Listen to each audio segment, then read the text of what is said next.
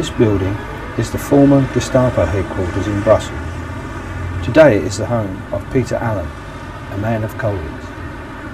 I came here in August 1997 to record the following conversation with Peter. I hope you enjoy it.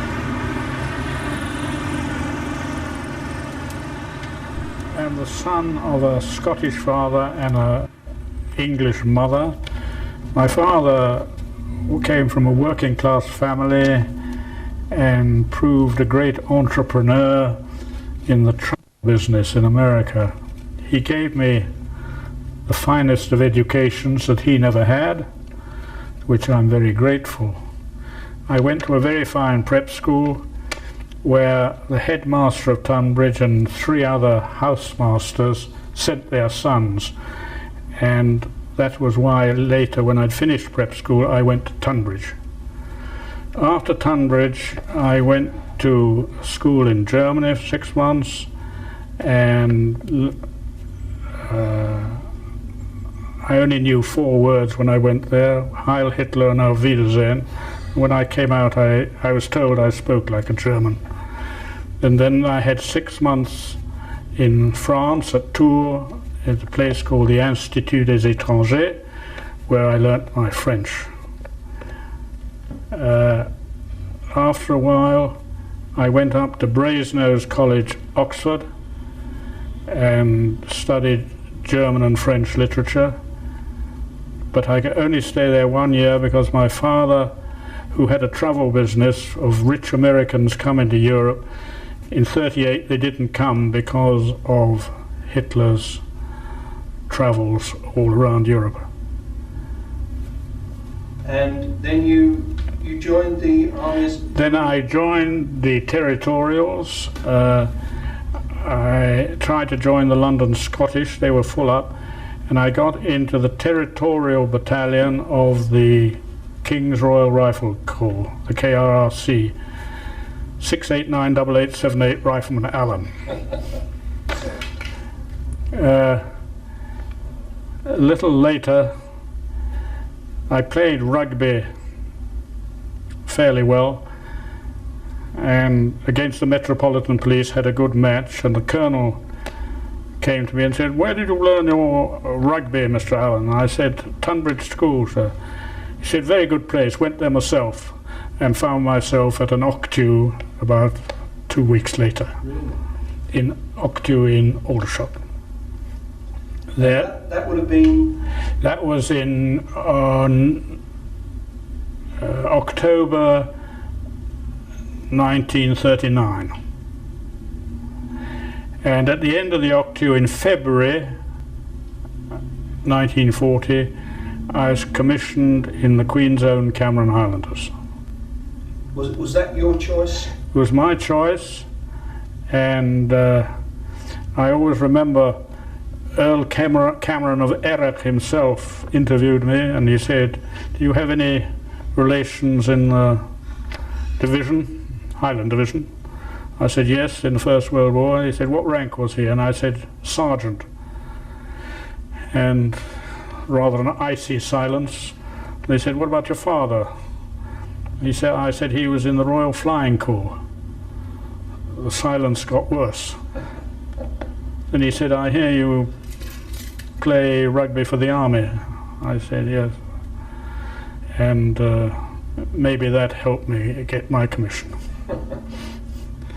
So if we go from there, it's at the end of 1939, and then you were in the Cameron Highlanders, and you were obviously sent to France. Yes, in April 40, sent to France. And can you tell it, you were captured shortly after? Yes, then we were sent to Rouen, which was the base for the replacements for the Highland Division, which were up north in France.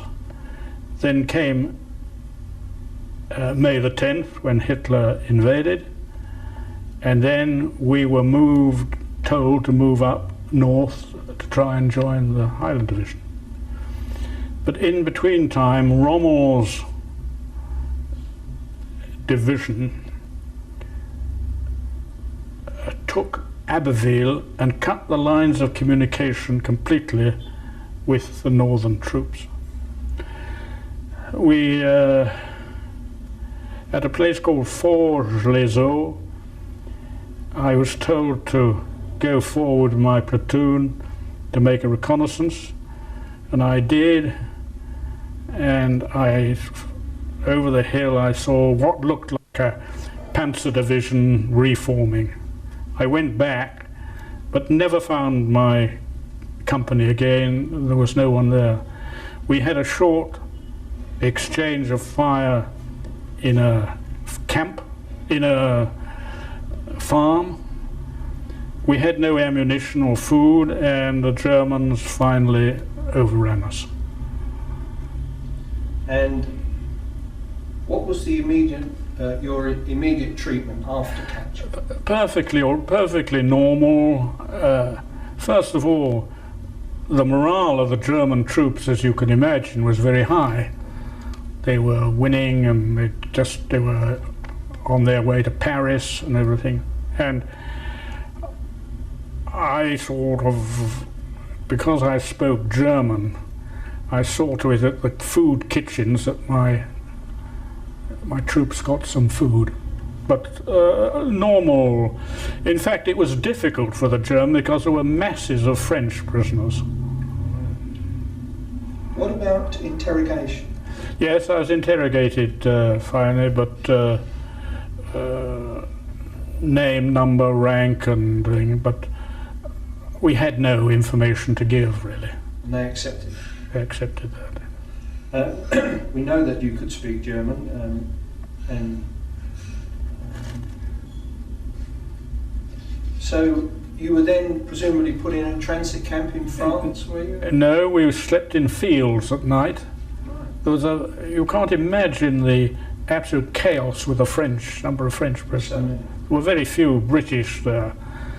And we marched all the way, sleeping at night in fields, to Dordrecht in Holland. And there we were put on barges on the Rhine and shipped down to Laufen. Right. That was an unusual mode of transport. Most people seem to take days and days in trains to get nowhere. No, we were no trains. Was the only camp you were in before college? Yes, Laufen was the sort of place where the Germans put, I presume, all the British officers they captured in France. And I remember there, when we were on parade, the big German commandant in white suit got up and said, "Gentlemen, it is impossible to escape from this camp, and if you escape, you'll be shot. And our Czechoslovakian weapons shoot good. If you escape a second time, you'll be sent to a special camp." Roars of laughter. That was in July 1940, and in September 40 the first escape took place. And this is the one that sent you to Colditz? Yes. Could you tell us something about that first escape? Well, it was a tunnel into an old woman's habitation, and we'd studied when she got up and had started work in the morning, and that was 6:30, so we planned to get into the place at 5:30 in the little tunnel we'd made. And Rupert Barry was the father, Pat Reed was dressed as a woman, and I was the son. And we got into our garden, unlatched the door to the road, turned right over the bridge and went up the hill overlooking Laufen for the first night. We started going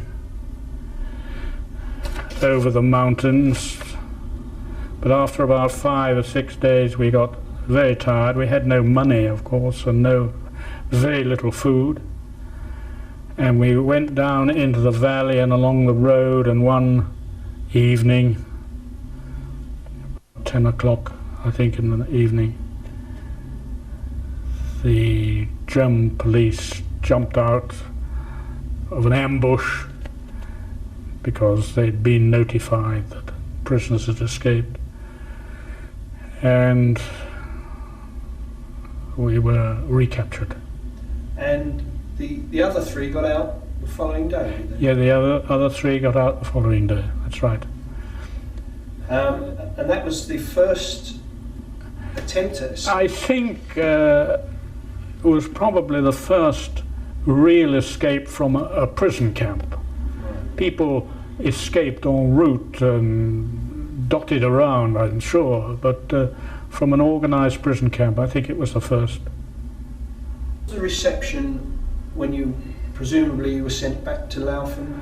Yeah, not very good. There was a sergeant major called Hermann.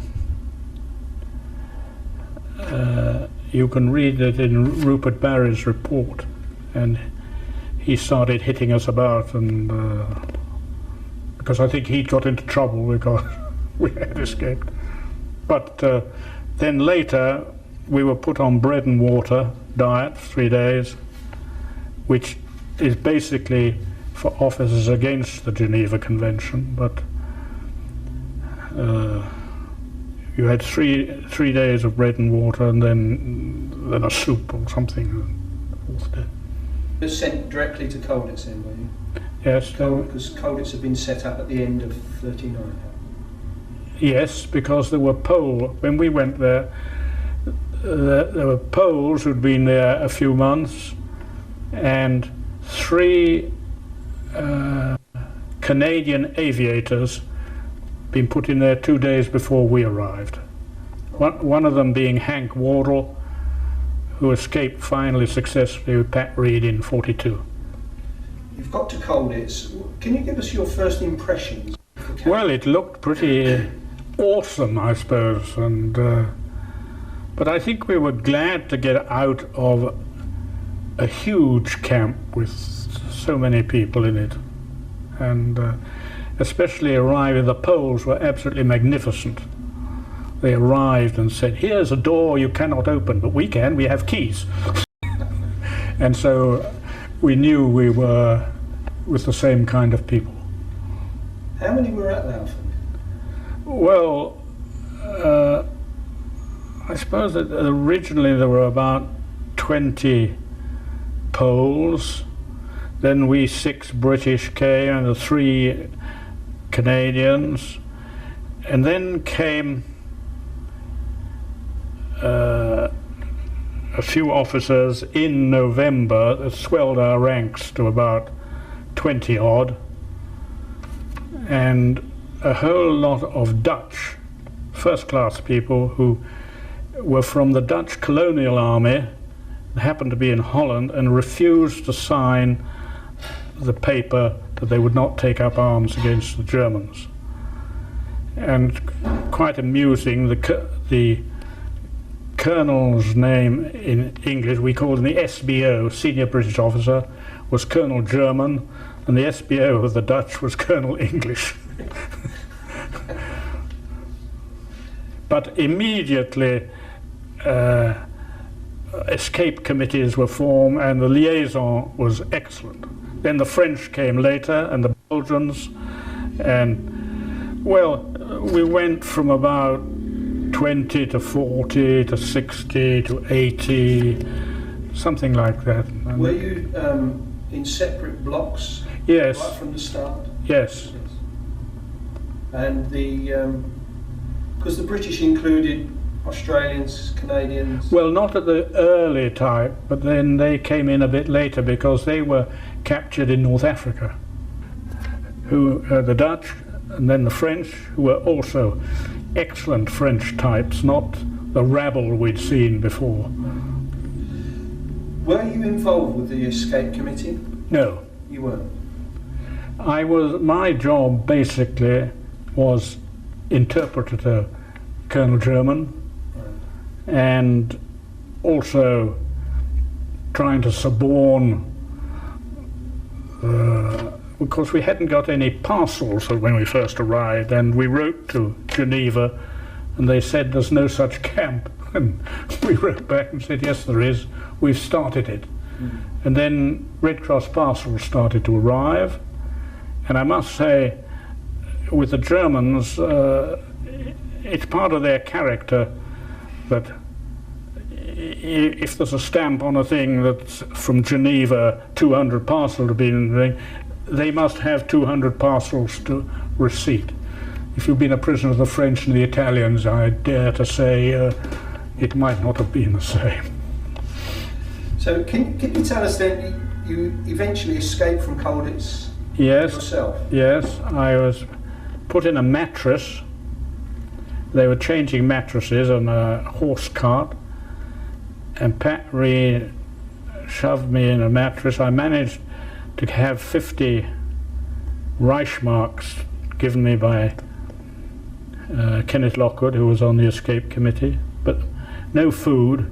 It was a very quick escape, and I dressed, put on some short trousers and white socks and looked like an Hitler youth. I was rather young looking then. And I can tell you of the whole escape, the hardest thing in the world is not to sneeze when you've got straw up your nose, because that would have given the show away.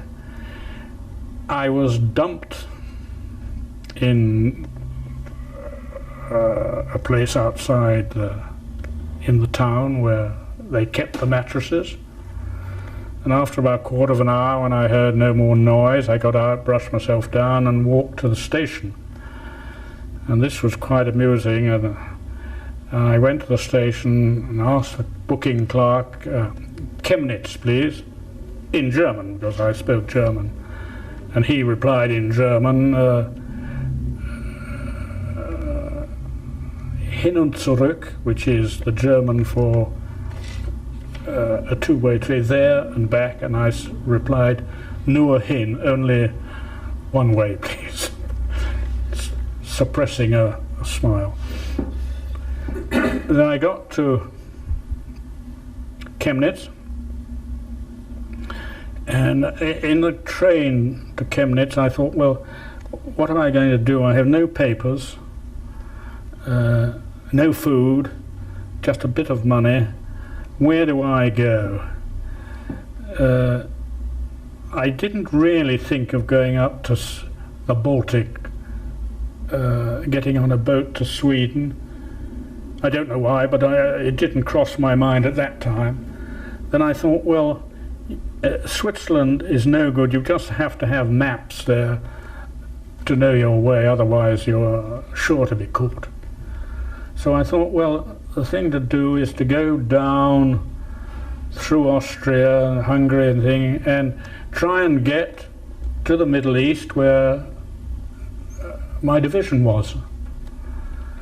So I set off and took a train to Regensburg. And I remember getting off the train and sleeping the night in the lavatories. And then I walked for 4 or 5 days, but I had no food, and it was in May 41, and I sometimes raffled a few potatoes and things. But one day I was very tired and I did auto stop, and a kind of a German jeep with 2 SS generals stopped and said, "What do you want?" This, of course, all in German. And I said, well, you have to think rather quickly then. And I said, my baggage has gone, I left it on the train and it's going to X town down the road. And I hope the lost property office there, I'll get in. Steigen Sie rein, get in. And they said, you're not in the military? I said, no, I'm a 3rd-year student of engineering and will be called up next year. Or, not the time to talk a lot and show off your German. Anyway, I got away with it, and after 70 kilometers they can't take you any further. Steigen Sie raus, get out. And I said, thank you very much, clicked my heels and gave the most marvellous Hitler salute. And quite frankly, I needed a new pair of trousers after that. But it did prove that my German was not that bad. And then I got finally to Austria, and I looked up the American consulate, and I thought, well, they'll help me. I didn't ask them to give me a passport and thing, but I just asked if they would help me with some money and food and anything else. And they were very, very uncooperative. And the chap said to me, get out of here and forget you ever came. Strangely enough, when I was in the Army of Occupation in 45, I was a liaison officer with the 101 Airborne, the famous boys of Bastogne, and a man called Roger Ernst. I always remember this joke. He said, my name's Roger NMI Ernst. And I said to him, your parents gave you a lot of names. Oh, he said, Peter, don't you know the American democracy? Roger, no middle initial, Ernst. And he said, well, you had bad luck. You were just talking with the one person who was a quasi-Nazi there. He'd been there a long time. He said if you tried some of the secretaries, they might have slept with you and pushed you over the border. I don't know, but anyway, I went into the cathedral, and then that night I was sitting in the park and my legs seized up.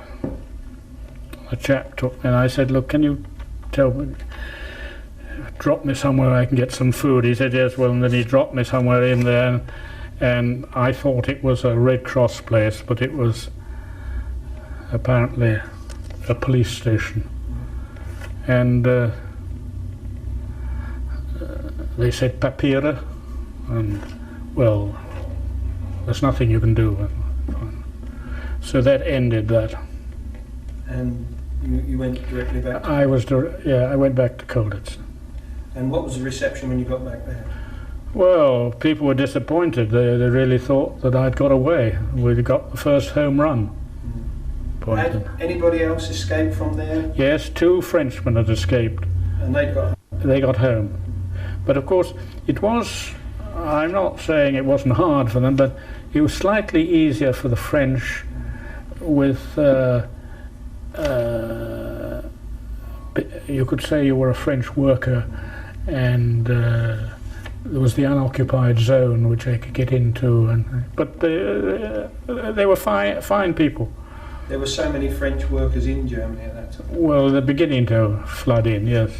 Attempts at escape while you were in Colditz? Once you'd done your solitary confinement? Yeah. Well, the next one,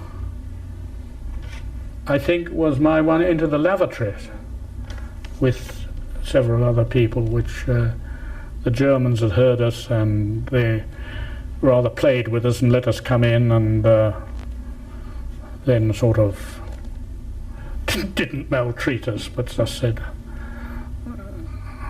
bad luck or something like that. How many people were involved in that? The photo, I've got a photo, about 10, I think. And if I remember rightly from the books, they allowed you to go through and just picked you off as you... Yes, yes. So there was no way of getting a message back to... No, and they didn't let us go back into the camp for a thing, so the people thought we'd go away, but we hadn't. So how long did they keep you out of the camp? Well, not in the German quarters, an hour or so, I think. And presumably you were given solitary confinement for that? Yes, I rather a nice chap, also a German called Teichert. He was an old inspector of police, and I used to do the interpreting for him, and I remember when it was in May when I came out, and he said, look, you've got 3 weeks to do, Mr. Allen, and I know you like cell number 7, I think it was, where a girl sunbathes or something. You can have a look. He said, but it's the season now, and I haven't got any room till October. So it was all very gentlemanly, shall we say. Can you remember how many times you were given solitary?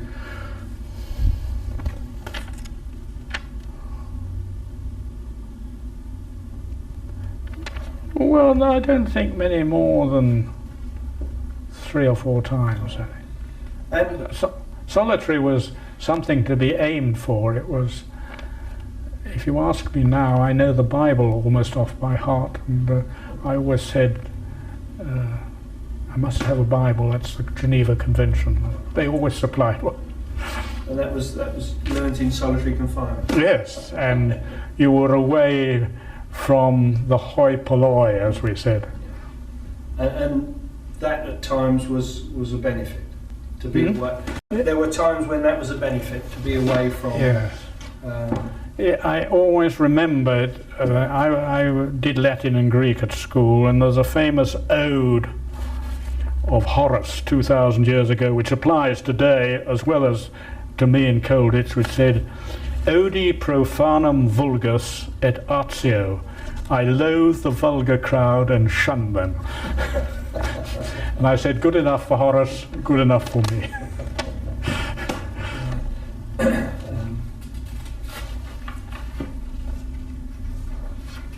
Then after that one, then escapes became quite, there was one chap called, a marvellous chap called Mike Sinclair, who was always escaping, and there was a famous one where he was dressed as Franz Joseph. And, bad luck, that deserved to succeed. And then in beginning of 42, the Dutch have found a place in the ground where we went out to exercise in the morning, and they, I think 4 or 5 of them got away. They managed to bluff the numbers when it came. Anyway, it really started in earnest, and then there was Mike Harvey, who was a ghost, and the Dutch had a dummy which they put in to hide people's numbers. And then about 42, I think October 42, then it was the 4, Pat Reed, Hank Wardle, Billy Stevens, who just died 4 days ago, and Ronnie Littledale, who escaped and took over his battalion again in Normandy and got killed in Normandy. Pat Reed, of course, stayed in Switzerland, didn't he? Yes, he stayed in Switzerland, and he married a Cabot. Oh, right. And if you know anything about the Cabot's standing and wealth in America, there's a famous phrase about, in Boston, the home of the bean and the cod, where the Lowells speak only to the Cabots and the Cabots speak only to God.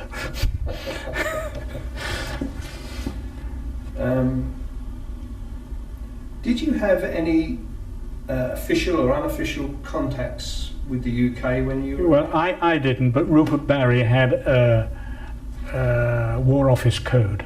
All right. And did you know about those sort of things going on then, or was that kept very quiet? Well, no, that was very... secret. And Rupert was a regular officer and very, very discreet man. Later became Sir Rupert Barry. You said earlier that you were the interpreter for the... Yes, I was interpreter for Colonel German, and then later, when he abdicated from that, Colonel Stainer, Stayner, became, and I was interpreter to him. Later on, I was removed. I stopped being interpreter, and there was a man called, oh gosh, Lance Pope, who spoke better German than I did. It was everything, and he'd married before the war Frick's daughter. Frick was the Minister of the Interior of the, and his German was absolutely impeccable, and he took over that role. Was he a military man? Yes, he's military. Yes, he's a military. They made him divorce his wife, Right. who was in Germany. So, you mentioned that you were learning Polish. Yes, a bit, and I myself, I learned Spanish. A French professor of Spanish, Guy Bocheron, taught me Spanish in French. I taught him German in French. Y ninguna palabra de inglés, not a word of English spoken. So that's how I learnt my Spanish. And I also studied under Lord Campbell of Alloway, who then Alan Campbell, who was a lawyer, taught me some company law, and then I used to help people with German lessons and German. So how many languages do you speak? 4. My wife, like anything, always has one better than you. She speaks 5. Are you not counting your Latin and Greek? No, no. But I always joke with my wife, and I said, when you're abroad, you speak 2 of the most useless languages, Flemish and Swedish. Alec Campbell, that was Black Campbell, was it? Yes, I'm Black Campbell, yeah. Were you involved in the theatre at all? In Theatre that went on there in Colditz? the siesta? Theatre. Ah, the theatre. Yes, I was in the picture of Daddy staying when someone escaped from under the theatre. That was Neve. Neve, Yeah. And I was the girl next to Daddy staying over the boy, and we sang to each other, if you were the only boy in the world, and if you were the only girl. Were you involved in any other illicit activities in Colditz? Well, not really, but I was always there with chocolate to try and get, money and things from the... Presumably you did your share of stooging. Yes, and I had great luck with my co-partner was Charlie Upham, the double VC.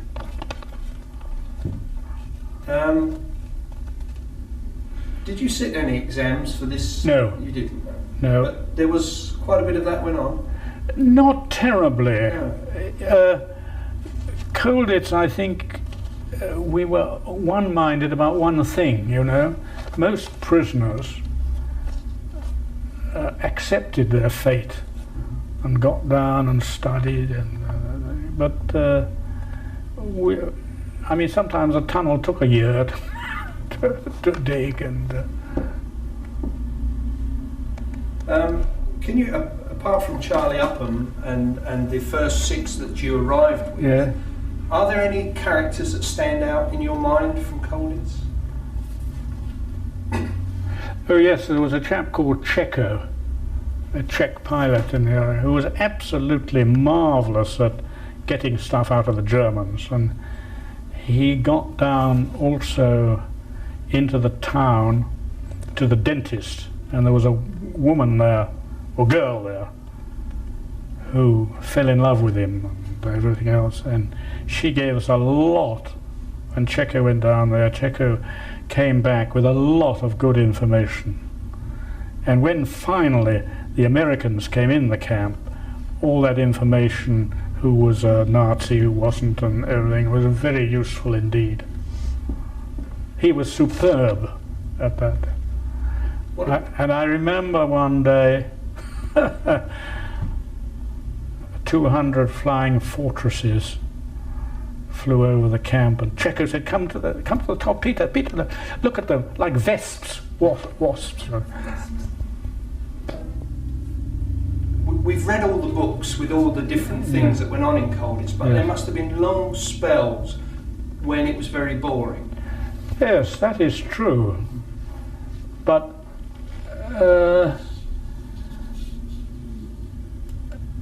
our morale never faltered. We were always sure we were going to win.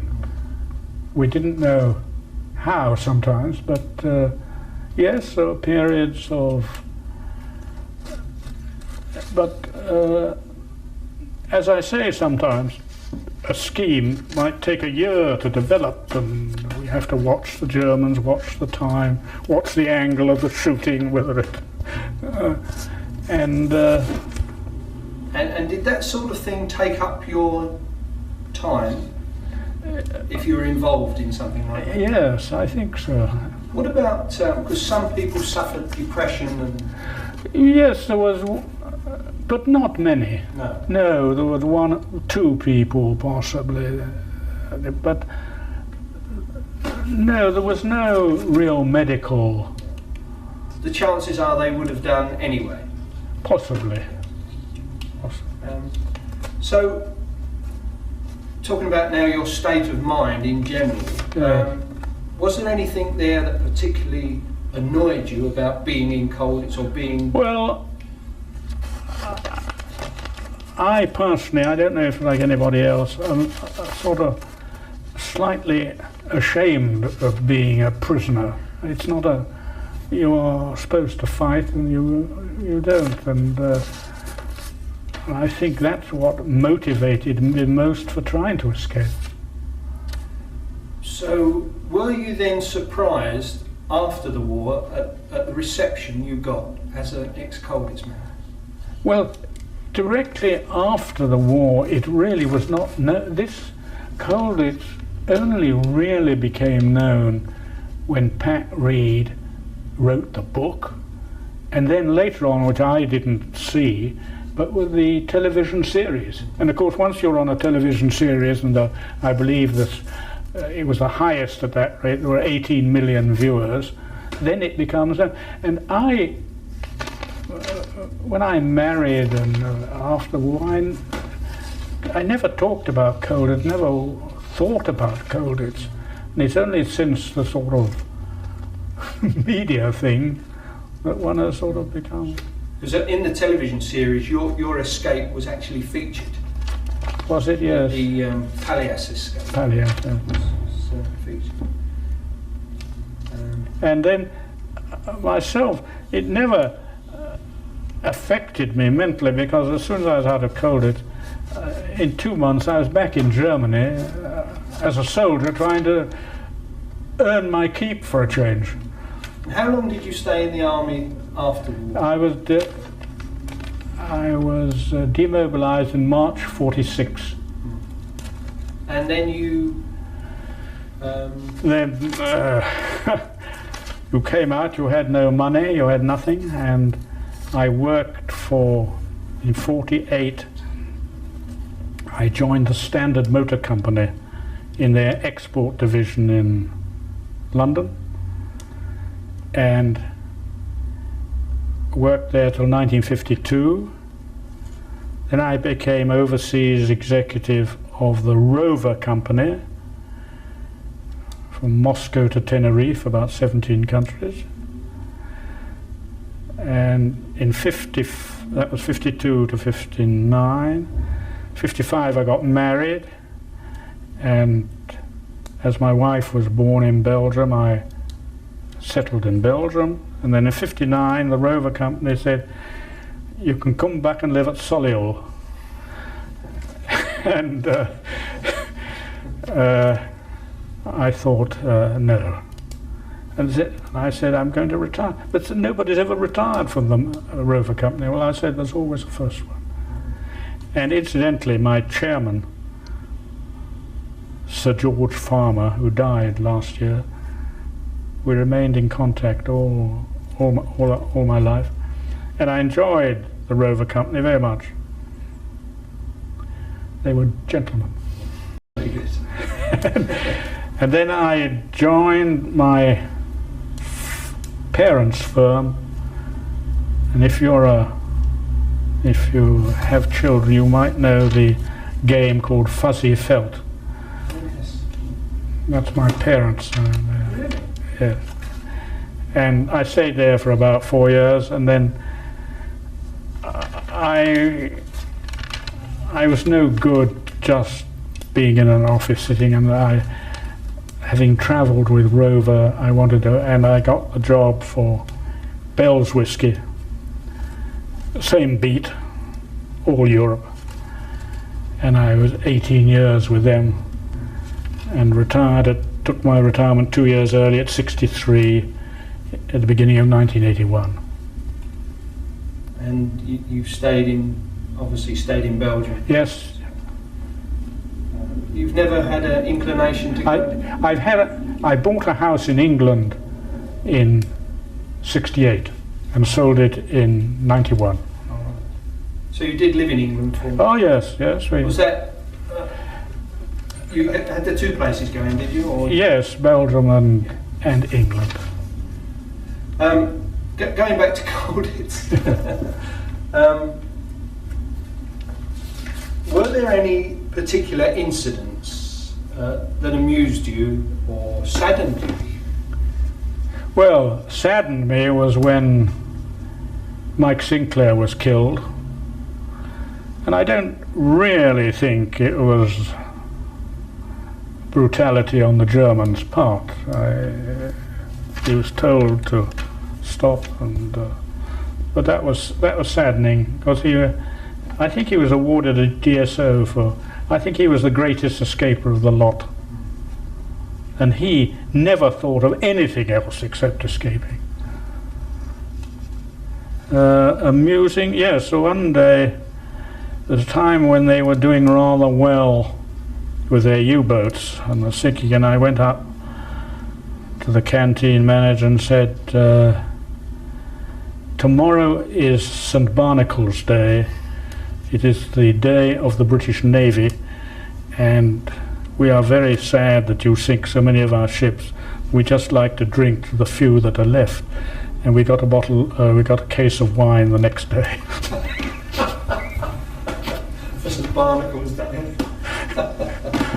And then, because, you see, they thought we were believing their propaganda.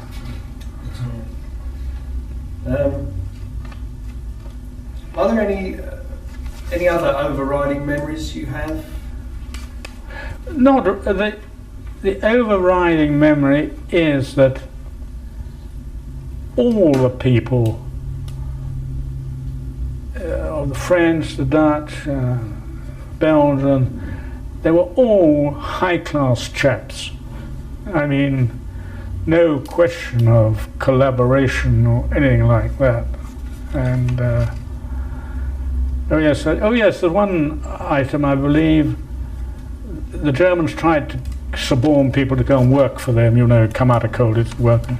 And they sort of said, anybody volunteer? And one Frenchman came out, and there were great hisses and boos and everything else. Ah, jawohl! And what is your occupation? He said, undertaker. And of course, they punished the French. They couldn't go out for the walk, and of course everybody else said, well, we don't either. There was complete solidarity.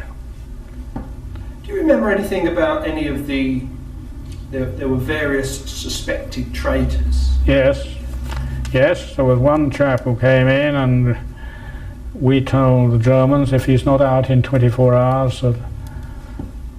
This was Purdy? Yes, Purdy. And I believe the Poles had one as well. The Poles had one, and the Belgians had one suspect, yeah. And they were removed pretty quickly. But they were definitely put in there by the Germans? Yes. You've been back to Colditz since? Yes. Did anything strike you then that you hadn't noticed before? Well, yes. What struck me was the level of the courtyard where we used to play stool ball was the slope was very much more than I thought it was then. I must admit that occurred to me when I on the plane going over there, I was reading about Barder playing tennis. Yes. And then you go in and it's... Yes, there was another story, two stories about Barder. He was playing cricket and he was right at one end and he hit the ball and it went right through the church window and into the chalice of Padre Jean-Jean, the Frenchman. And a strained entente cordiale for a bit. And the other one was when I was getting parcels, private parcels, not Red Cross one. I got some sardines from Portugal and Douglas Bader said, "Oh, Peter, they sent me another bloody leg." He said, "Give me a sardine."